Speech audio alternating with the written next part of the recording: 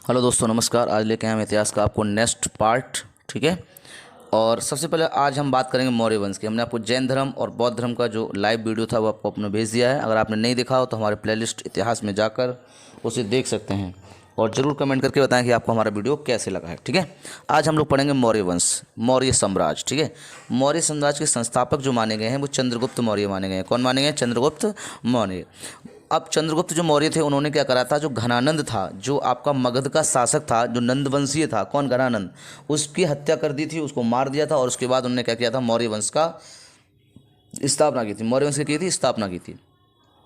कभी कभी पूछता है कि मौर्य वंश की जो जानकारी मिलती है वो कहाँ मिलती है, तो आप ध्यान रखना, मौर्य वंश की जो जानकारी मिलती है वो पुराणों में मिलती है। किसमें मिलती है? पुराणों में। और जो कौटिल्य थे, यानी कि कौन थे? चाणक्य थे, उनकी अर्थशास्त्र है उसमें मिलती है। ठीक है।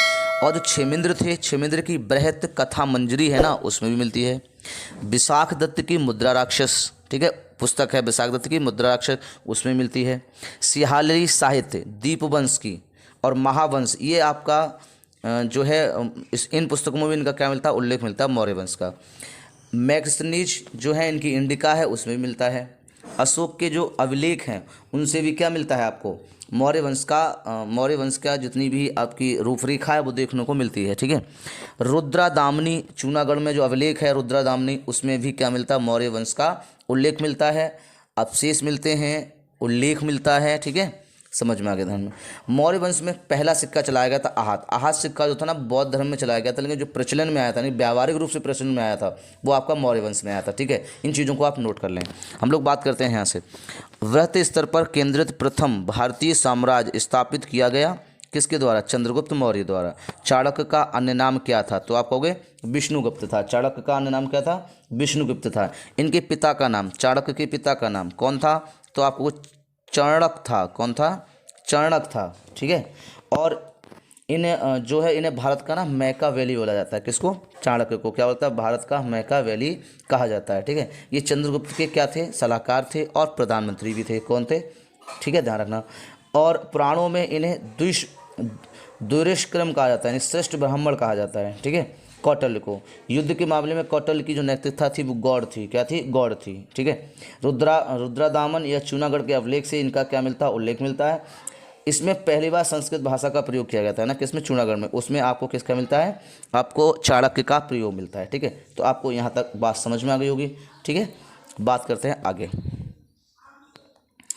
स्ट्रोकोटस नाम से चंद्रगुप्त मौर्य का पहचान किसने कराई थी? तो विलियम जोन्स ने कराई थी। क्या कराई थी? विलियम जोन्स ने। तो ये भी आपसे पूछता है चंद्रगुप्त मौर्य को क्या क्या कहा जाता है। तो एक तो आपका सेंट्रोकोटस हो गए, ये विलियम जोन्स ने कहा था। किसने कहा था? विलियम जोन्स ने। ठीक है। और किसने क्या कहा वो भी समझ लेते हैं।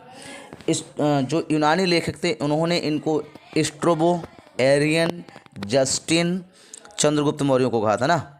और स्ट्रोकट हम आपको बता ही चुके हैं। ठीक है।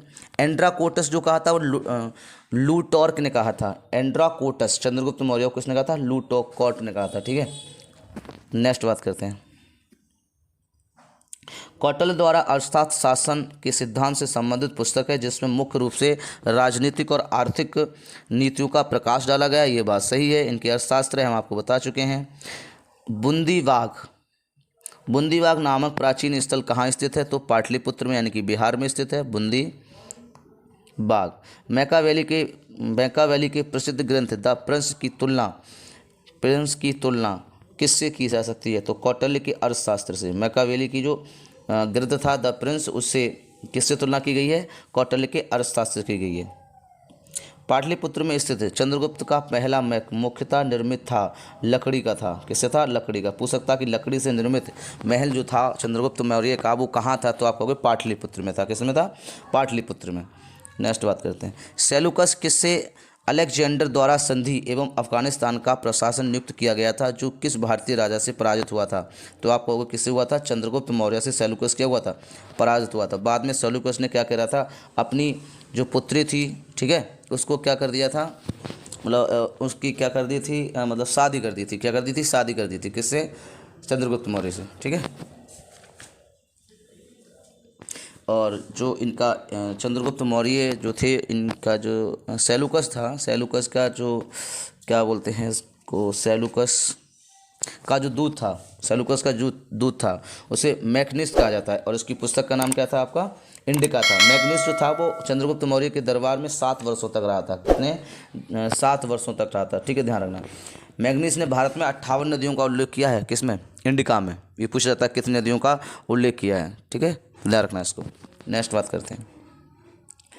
बिंदुसार ने मैत्रीपूर्ण पत्र व्यवहार में सीरिया के शासक एंटियोकस से 3 वस्तुएं, मीठी मदिरा, सूखी अंजीर तथा एक दार्शनिक की मांग की थी। दार्शनिक को छोड़कर अन्य वस्तुओं को एंटियोकस ने बिंदुसार के पास भेज दिया था। ठीक है, ध्यान रखना। ये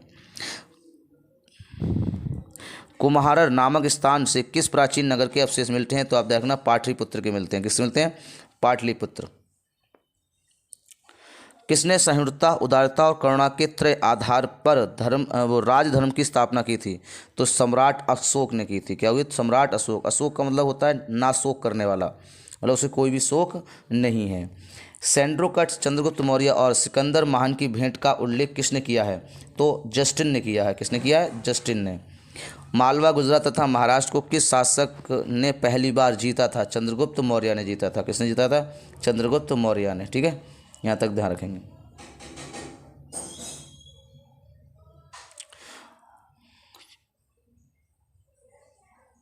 चंद्रगुप्त मौर्य तीर्थ अधिकारी मौर्य काल में सबसे उच्च स्तर के अधिकारी तीर्थ कहे जाते थे और शास्त्र के अनुसार कहे जाते थे। अर्थशास्त्र के अनुसार इनकी संख्या 18 है। कितनी है? 18, जो क्या उच्च अधिकारी कहे जाते थे। ठीक है, कौन कौन से थे और क्या पदभार था? मंत्री और पुरोहित, प्रधानमंत्री तथा प्रमुख धर्माधिकारियों को बोला जाता था। युवराज, राजा का उत्तराधिकारी। सन्निधिता, राजकीय कोष का प्रधान या अधिकारी। समाहर्ता, राजस्व विभाग का सर्वोच्च अधिकारी या वित्त मंत्री का संग्रह करने वाला। अगला मंत्री परिषद अध्यक्ष, मंत्री का जो मंत्री परिषद था उसका अध्यक्ष। प्रतिष्ठा, फौजदारी न्यायालय का न्यायाधीश यानी कमिश्नर, उसको क्या बोलते थे? प्रतिष्ठा। व्यवहारिक, दीवानी न्यायालय का प्रमुख न्यायाधीश को क्या बोलते थे? व्यवहारिक। नायक, सेना का संचालक और नगर रक्षा का अध्यक्ष क्या बोला करते थे? नायक बोलते थे। सेनापति, सेना का क्या होता था? अध्यक्ष होता था या सर्वोच्च सैन्य कमांडर होता था। अंतर्वर्षिक, सम्राट का अंगरक्षक, सेना का प्रधान अध्यापक। कमरंतिक, उद्योग धंधों का कारखाना और प्रधान रक्षक। प्रसत्ता, राजकीय आज्ञाओं का लिपिबद्ध करने तथा उसमें राजकोष दस्तावेज को सुरक्षित रखने वाला। दंडमाप, सैन्य सामग्री का प्रबंध करने वाला और प्रमुख अधिकारी। नेक्स्ट, दुर्गपाल, देश के भीतर दुर्गों का प्रबंध करने वाले, प्रबंधक करने वाले। अंतपाल, सीमांत दुर्गों की रक्षा करने वाले। आटविक, वन विभाग का सर्वोच्च अधिकारी। द्वारिक, राजमहल का प्रबंधन व देखरेख करने वाला। ठीक है, जो क्या करता? राजमहल की। नागरक, नगर का सर्वोच्च अधिकारी।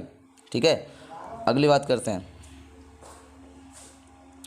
मौलिककालीन अधिकारी पौताध्यक्ष का प्रमुख कार्य क्या था? मापतौल करना। पौताध्यक्ष क्या था? मापतौल करना। ठीक है, नीचे बात कर लेते हैं। गुर्रा, मास्की, नेटोर एवं उद्युगोलम, इन 4 अभिलेखों में अशोक के वास्तविक नाम का क्या मिलता है?